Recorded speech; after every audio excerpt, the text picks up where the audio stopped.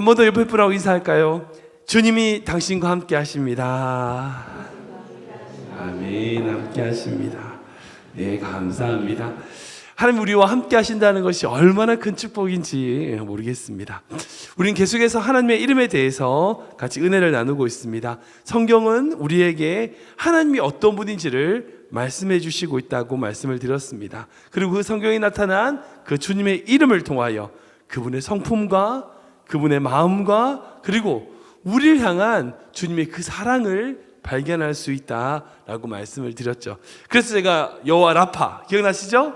우리를 치유하시는 하나님, 우리를 회복시키시고 우리를 마라의 쓴물과 같은 인생을 변화시키시는 하나님, 여호와 니시의 하나님, 말 그대로 하면 이제 여호와는 나의 기뻐할 뜻인데 우리에게 승리를 주시는 하나님, 그죠? 우리에게 승리를 주시는 하나님, 여호와 샬롬, 평강 주시는 하나님. 가만히 있을 때가 아니라 적극적으로 주님을 위하여 달려나갈 때에 그 안에 주시는 하나님의 평강.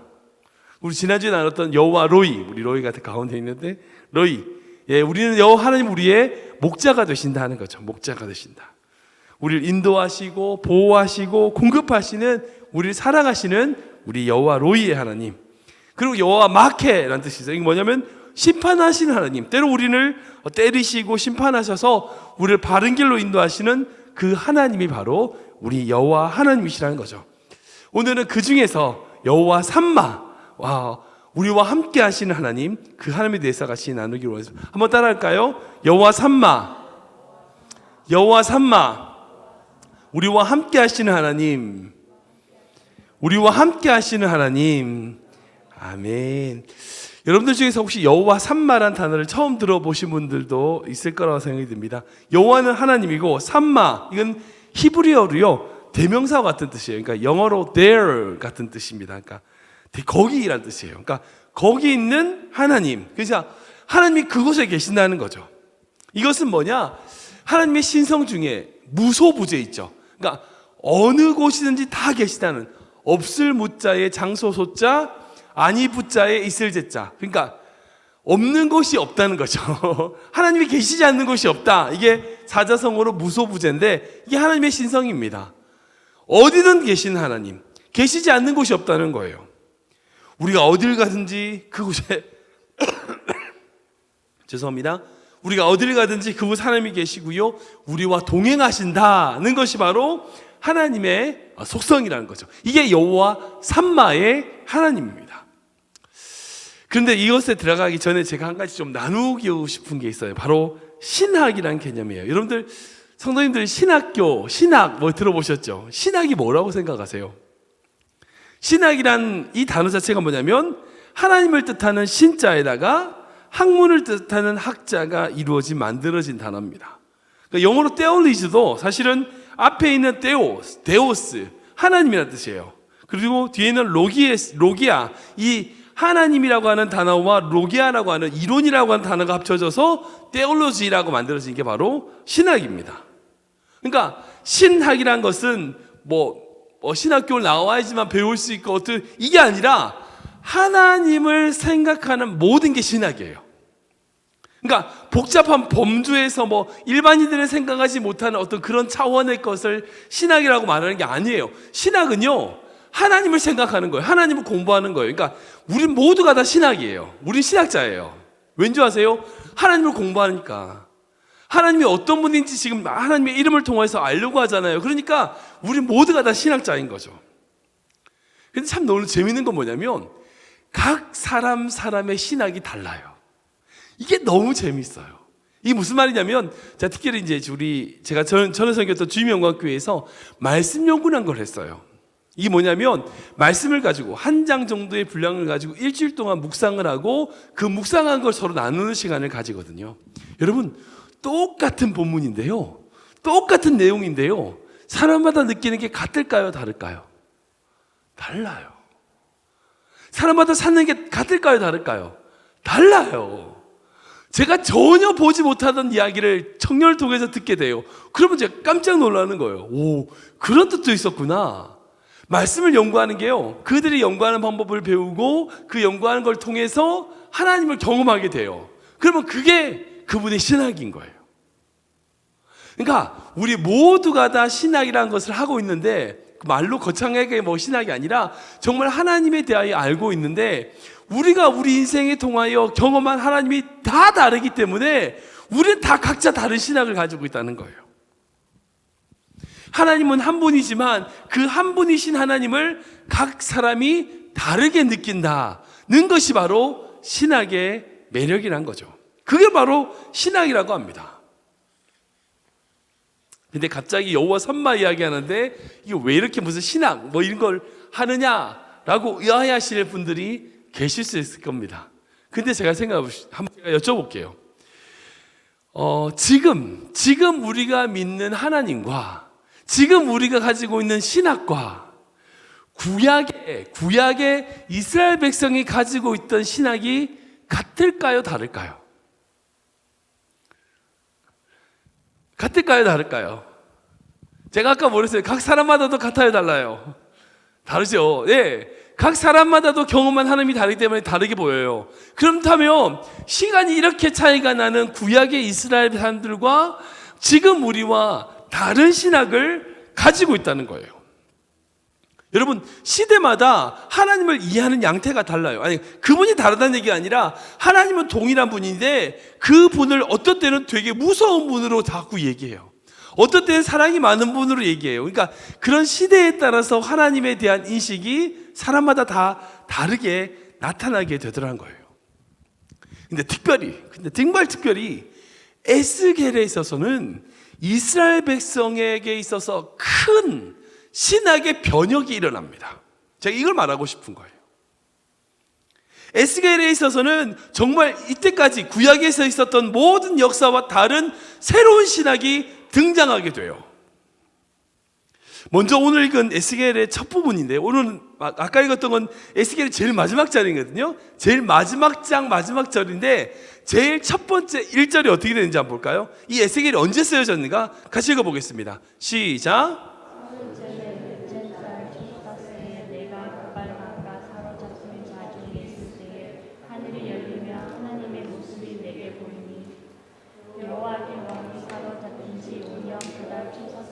아멘. 네. 여호야긴 왕이 사로잡힌 지 5년이 지난 그 초닷새 날 하늘이 열리면서 하나님의 모습이 내게 보였다는 거. 이게 바로 에스겔의 신학인 거예요. 그죠? 하나님이 어떤 모습인지 나에게 보였다는 거죠. 그 에스겔의 신학이 등장을 하고 이 에스겔이 쭉 이후에 이야기가 기록되어 있는 것을 보게 됩니다. 그러니까 에스겔이 이 환상의 예언서를 언제 쓰게 됐느냐? 잘 보세요. 언제 쓰여졌어요? 그발강가에 어떻게 됐을 때? 사로잡힌 자 중에 있을 때. 즉, 이 말이 뭐예요? 이스라엘이 바벨론에 의해서 무너지고 예루살렘이 완전히 폐허가 돼버린 후에 이스라엘 백성 중에 몇 명의 많은 사람들이 바벨론으로 포로로 끌려가서 그발강가에 잡혀 있을 때에 쓴 예언서가 바로 에스겔이란 거예요. 이해되시죠? 예. 에스겔은요, 이스라엘 땅에서 쓴 책이 아니에요. 그발강가, 즉 바벨론에 잡혀가서 거기서 쓴 예언서가 바로 에스겔인 거예요. 여러분, 이게 왜 중요한가? 여러분들, 이게 왜 중요한가? 잘 생각해 보세요. 구약 시대에 모세 이후로 하나님을 만나기 위해서 이스라엘 백성들이 어디로 나갔죠? 어디로 갔어요? 지성소. 성전, 성막 내지는 성전으로 나아갔죠. 거기에 있는 거룩한 성소에 계신 하나님 앞으로 나아갔습니다. 여러분, 구약의 역사를 보면요, 이 에스겔이 바벨론에 의하여 이스라엘 멸망하기 전까지만 해도요, 단 한 번도 이스라엘의 지성소가 없었던 적이 없어요. 모세가 애굽을 한 이후로부터 뭐 여러 가지 우여곡절이 있었지만 언약궤를 뺏기기도 했던 적이 있었지만, 여러분, 지성소가 없었던 적은 없어요. 언약궤를 뺏긴 적이 있었지만 성막이 무너진 적은 없었다고요.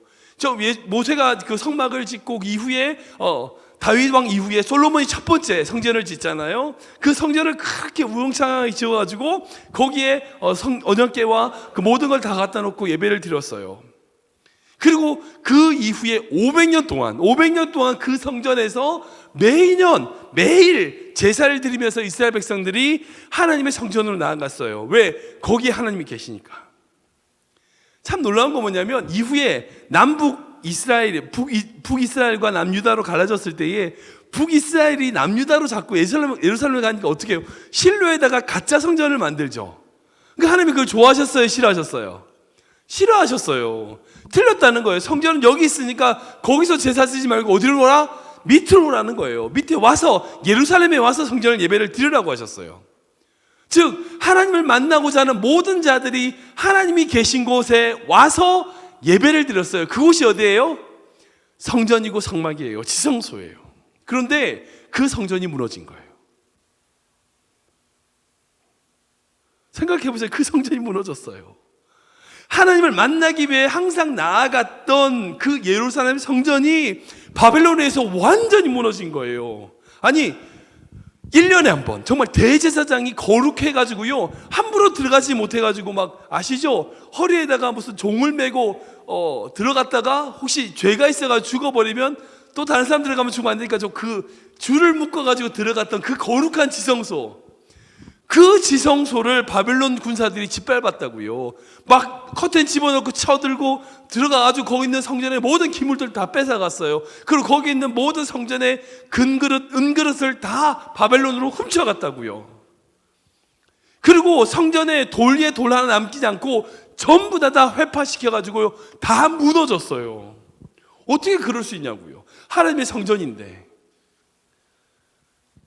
그 성전이 무너지는 모습을 이스라엘 백성이 보면서 무슨 생각을 했을까요? 하나님 계신 거 맞아? 하나님 저기 계신데 그럼 하나님 깔려 죽으신 거야? 도대체 이스라엘 백성에게는 어떤 충격이었을까 한번 상상을 해보세요.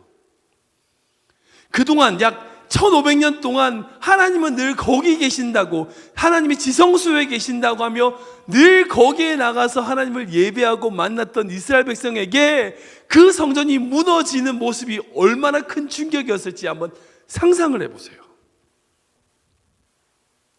그런데 에스겔에 있어서 그렇게 충격을 받았던 이스라엘 백성에게 새로운 희망과 새로운 하나님의 신학을 전해주게 됩니다. 그게 20절과 22절 말씀인데요. 한번 읽어볼까요? 같이 읽겠습니다. 시작.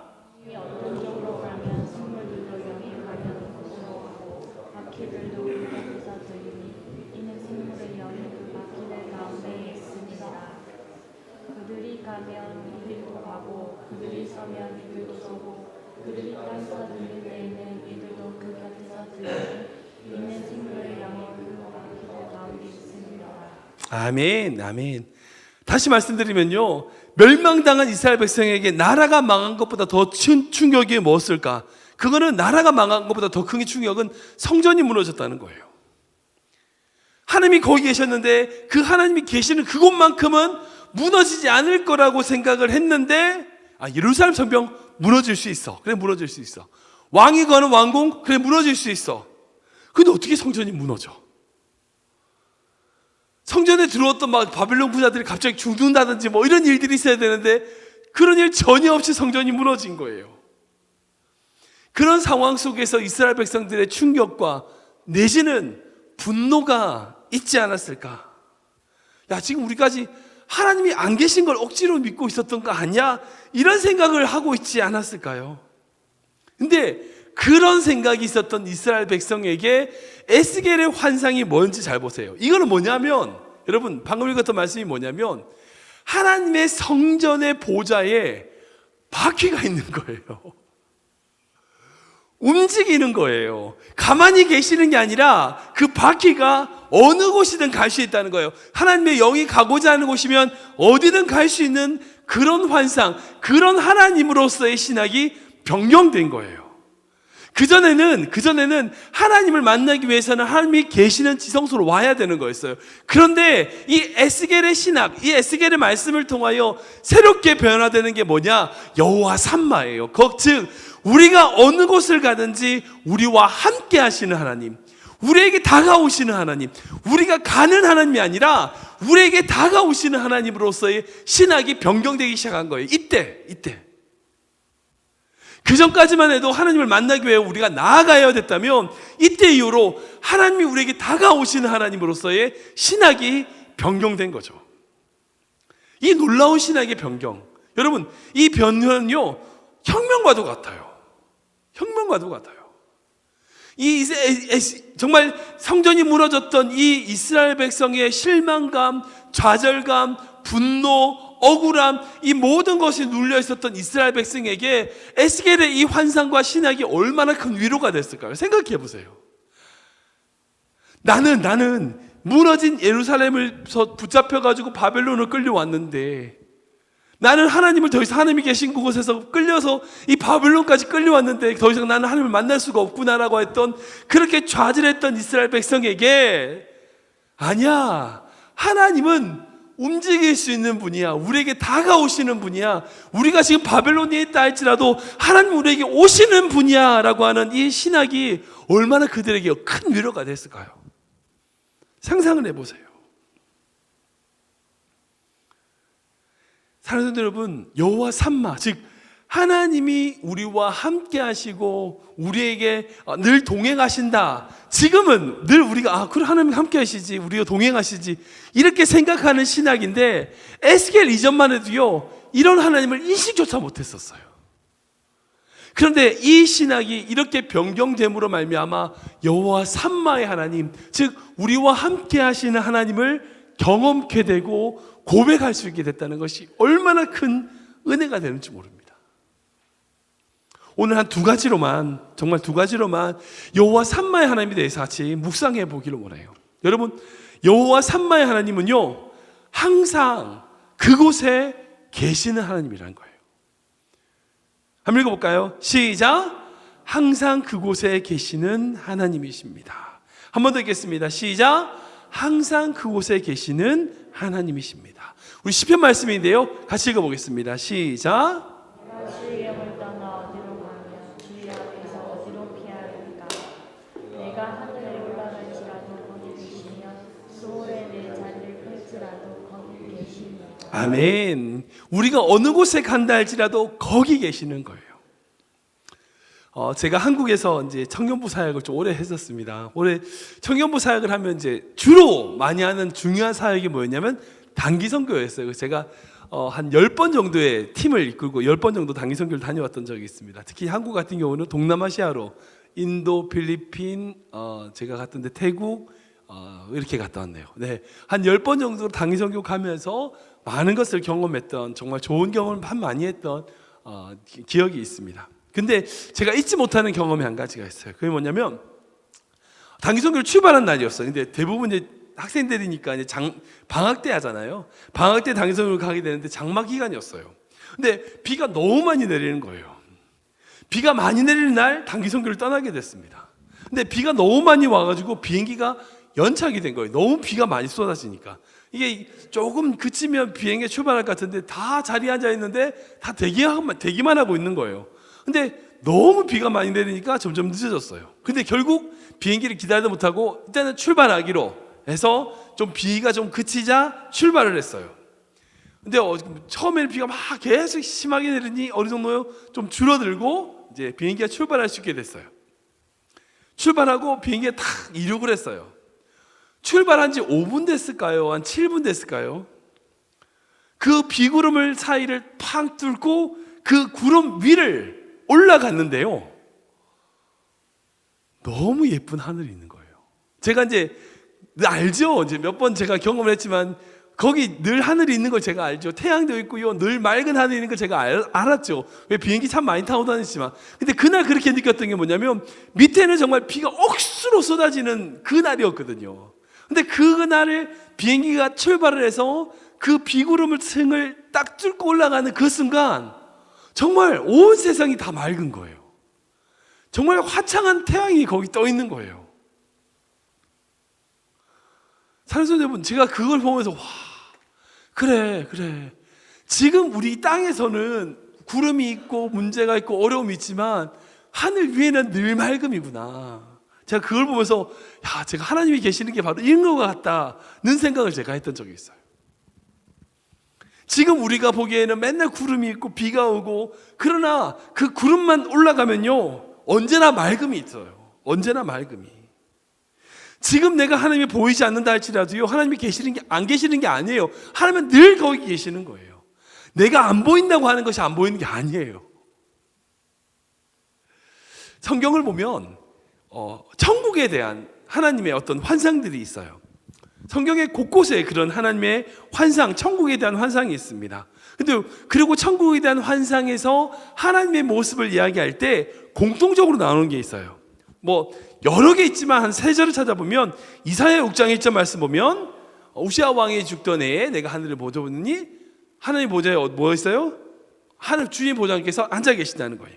다니엘서 7장 9절 말씀에도요, 하나님이 앉아 계신다고, 보좌에 앉아 계신다고 말씀하세요. 그리고 요한계시록 7장 10절 말씀 보면 구원하심이 보좌에 앉으신 하나님과 어린 양에게 있다. 보좌에 앉으셨다고 말씀하고 있어요. 그러니까 이것만, 이 3개 구절을 말했지만 이 외에도요, 성경 곳곳에 보면 하나님께서 보좌에 앉아 계신 환상을 많이 보게 됩니다.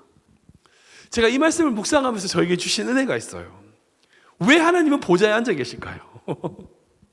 구약에서부터 요한계시록에까지 정말 수많은 장면들이, 정말 수많은 성경에서 하나님에 대한 천국의 환상을 보는 자마다 동일하게 보좌에 앉아 계신 하나님에 대해서 말씀하세요.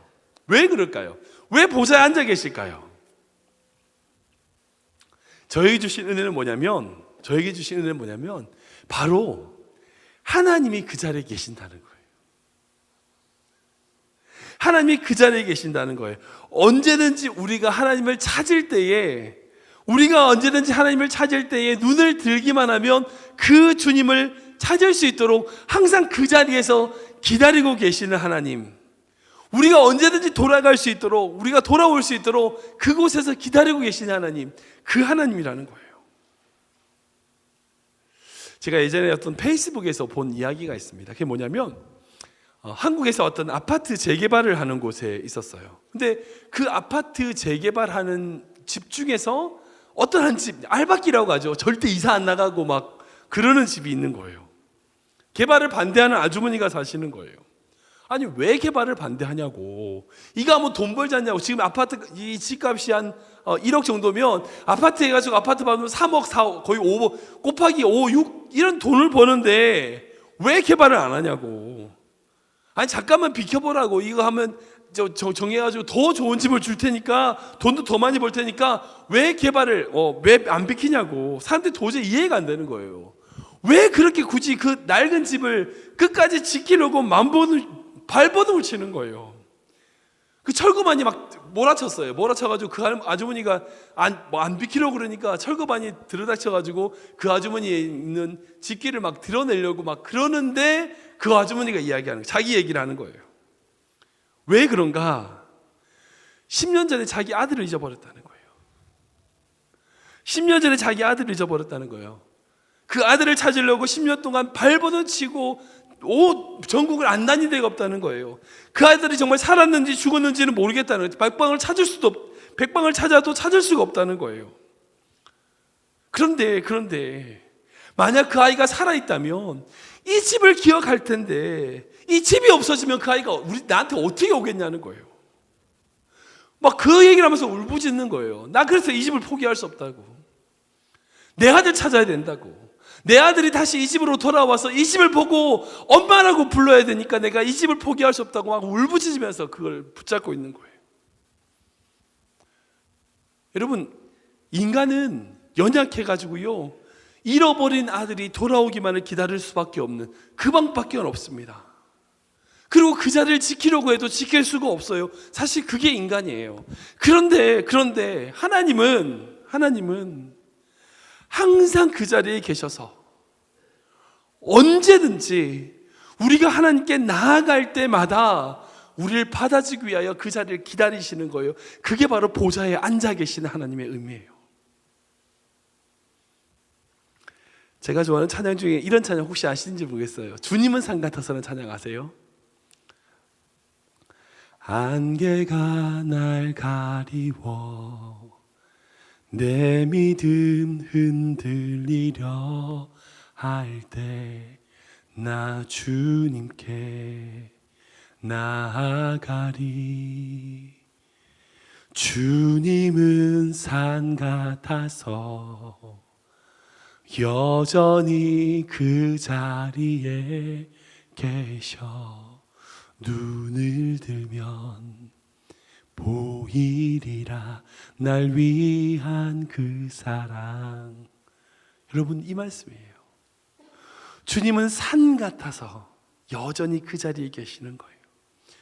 그리고 언제든지 우리가 눈을 들어 주님을 바라보고 찾으면요, 거기 계세요. 여러분, 이게 얼마나 큰 은혜인지 아세요? 우리가 주님을 찾아 헤맬 필요가 없는 거예요. 거기 계세요. 문제는 뭐냐면 우리가 그 마음을 가지고 주님을 찾기만 하면, 바라보기만 하면 거기 계시는 거예요. 언제든 나를 향해서 팔을 벌려 나를 안아주시는 분, 그분이 여호와 삼마의 하나님이신 거예요. 늘 그 자리에 계셔 우리를 환영하시고 맞아주기 위하여 준비하시는 하나님. 그 하나님 바라보시면 여러분, 이 인생에 어떤 문제와 어려움이 있어도요, 늘 그 자리에서 우리를 향해서 빛을 비춰주는 등대와 같은 그 주님으로 말미암아 힘을 얻게 되는 거예요. 두 번째로, 여호와 삼마의 하나님은요, 우리를 따르시는 하나님이에요. 우리를 항상 따르시는 하나님이시라는 거예요. 지금 볼까요? 시작. 우리를 항상 따르시는 하나님이십니다. 한 번 더 읽겠습니다. 시작. 우리를 항상 따르시는 하나님이십니다. 우리 창세기 말씀인데요, 같이 읽어보겠습니다. 시작. 내가 너와 함께 있어 내가 어디로 가든지 너를 지키며 너를 이끌어 이 땅으로 돌아오게 하시어 내가 너를 떠난 곳에 다 이르기까지 너를 떠나지 아니하리라 하십니다. 야곱이 잠잠히 이르되 여호와께서 다행하게 하시거든 내가 알지 못하노라. 아멘. 방금 읽은 이 말씀은요, 야곱에게 있어서 하나님의 인식의 변화, 신학에 생기는 중요한 기점입니다. 야곱에게 있어서 하나님은 어떤 하나님인가? 아버지 이삭의 하나님이었어요. 아버지 이삭과 함께 하시는 하나님, 그렇게 인식하고 있었다고요. 그런데 아니었다는 거예요.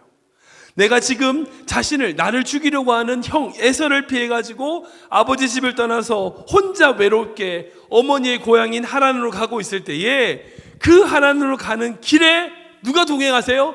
하나님이 동행하시는 거예요. 내가 이 광야, 정말 아무것도 없어 보이는 이곳에 와 있는데 하나님이 이미 나와 함께 여기까지 오셨다는 거예요. 나를 따라오시는 하나님이시다는 거예요. 하나님이 거기 있고 내가 이곳에 있다, 떠나온 것이 아니라, 그게 아니라 하나님이 내 아버지 집에서 나를 따라 여기까지 따라오셨다는 거예요. 사랑하는 성도 여러분, 하나님은요, 우리가 어딜 가든지 우리를 따르시는 하나님이에요. 우리를 따라다니시는 하나님이에요. 하나님이 우리를 사랑하시는 현상 중에 방금 읽은 하나님 말씀처럼 우리를 따라다니시는 하나님이란 것, 이것이 너무나 귀한 거예요. 다 애들 키워보셔서 알겠지만, 이제 혹시 여러분들 강아지 키워보셨어요? 혹시 강아지 키워보면, 강아지랑 같이 산책을 할 때 보면 목에 줄을 묶어가지고 데리고 나가요. 그럼 어떻게 해요? 다른 강아지 만나면 가려고 막 덤비잖아요. 그럼 어떻게 해요? 땡겨가지고, 야, 거기 가지 마, 이리 와. 끌고 가잖아요. 여러분, 강아지는 내가 가고 싶은 곳에 끌고 다녀요. 근데 생각해 보세요. 우리 로이 어디 갔어? 로이한테 개줄 묶어가지고 내가 하고 싶은 데로 가! 경찰에 잡혀갈걸요? 강아지는 내가 가고 싶은 데 끌고 다녀요. 그런데 애기는요, 애기가 가고 싶은 곳에 엄마 아빠가 따라다녀요. 제가 그것도 본 적이 있어요. 어린애가 놀이터에서 막 놀다가 계속 아빠가 그 개만 추천하니까 걔가 놀이터 미끄럼틀 올라가니까 아빠가, 그 덩치 큰 아빠가 그 위까지 올라가가지고 애 따라다니는, 예, 사랑하니까 따라다니는 거예요. 여러분, 강아지는 내가 가고 싶은 데 끌고 다니지만 애기는요, 애기가 가고 싶은 대로 엄마 아빠가 따라다녀요. 그거예요. 하나님이 우리를 사랑하시면요, 하나님이 우리를 따라다니시는 거예요. 우리에게 붙어 다니시는 거예요. 시편 23편 말씀 보면 이렇게 적혀 있습니다. 같이 읽어보겠습니다. 시작. 평생의 선하심과 인자하심이 나를 따르니 내가 여호와의 집에 영원히 있으리라. 아멘. 여기서 따르니란 말씀이 바로 그 의미예요. 영어로 follow, 따라다니라는 거예요. 근데 많은 분들이 이 말씀을 가지고 주님의 선하심과 인자하심을 내가 따르면서 살겠습니다라고 이해하세요. 아니에요. 틀렸어요. 그게 아니라 하나님의 선하시며 인자하심이 나를 계속 따라다니신다는 거예요. 그러니까 내가 하나님의 뜻을 따르는 게 아니라 하나님의 선하심과 인자하심이 나를 따라오신다고요. 나를 따라오신다고요. 여기 따른다는 히브리어가 정확하게 뜨냐면 라디프란 단어인데, 이 단어는요 정확하게 얘기하면 따른다는 의미보다는 더 어떻게 해석해야 되냐면 추적한다는 뜻이에요. 따른다는 표현보다는 추적한다, 추격한다는 뜻이에요. 쫓아온다 이런 뜻이에요. 그러니까 무의미하게 생각 없이 따라다닌다 이게 아니라 어떤 목표를 가지고 그것을 구하기 위해서 추적하고 추격한다는 뜻이에요. 하나님이 우리를 따라오시는 건 그냥 무의미한 따라옴이 아니라 우리가 어디를 가든지 우리를 추적하는 분, 우리가 어느 잘못한 곳에 있다 할지라도요 결코 하나님이 우리를 포기하지 않고 추적해서 찾아내시는 분이라는 거예요. 지금 여러분들은 어디로 가고 계십니까? 여러분들이 어디를 가든지 중요하지 않아요. 왜냐고요? 주님이 따라가실 거니까. 그 하나님이 바로 여호와 삼마의 하나님입니다. 말씀을 좀 정리해 보겠습니다. 이 세상에 보면 여러 가지 이제 부족의과 문화가 있죠. 민족마다 문화가 있고, 근데 다른 데로의 어떤 성인식의 어떤 문화가 있습니다. 근데 인디언 어느 부족의 성인식에 대해서 제가 들었는데요. 제가 좀 그런 거구나. 제가 좀 정말 감동 깊었던 어떤 성인식이 있어요. 이 인디언 부족은 성인이 되는 성인식을 반드시 거쳐야 되는데 12살 되는 생일날 이 성인식을 거친다고 합니다. 그게 뭐냐면 12살 되는 이 생일날 이 아이 혼자서 광야에서 혼자서 생존해야 된다는 거예요.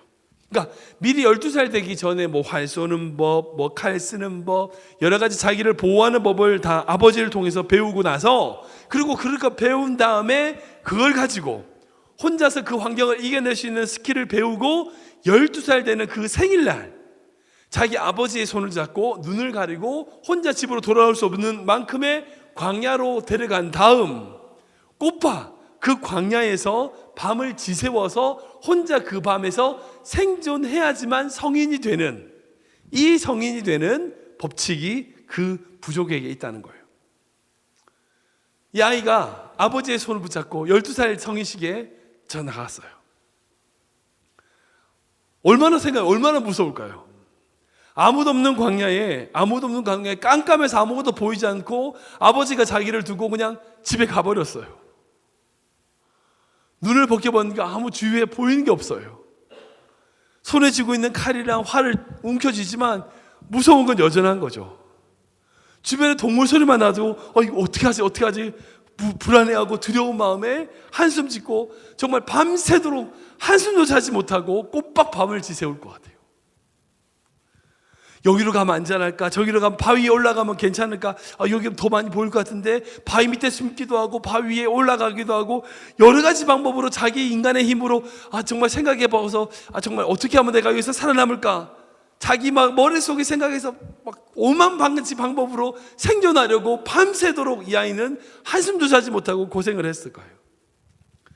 밤새도록 그렇게 힘든 시간을 보내고 나서 새벽이 미명이 밝아오면 이제 좀 밝아지니까 살았구나라고 하는 안도감이 그 아이의 마음에 들어오기 시작했을 거예요.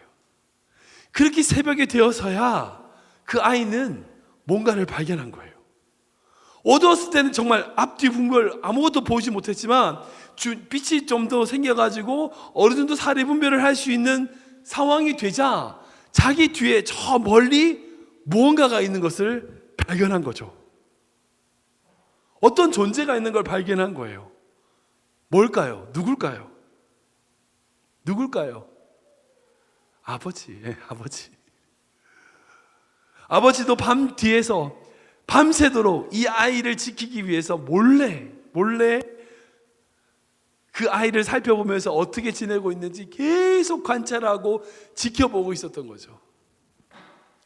그냥 혼자 둔 것 같지만, 성인식을 혼자 치르는 것 같지만, 그 밤새도록 그 뒤에서 아버지가 그 아들을 지켜보고 있었던 거예요.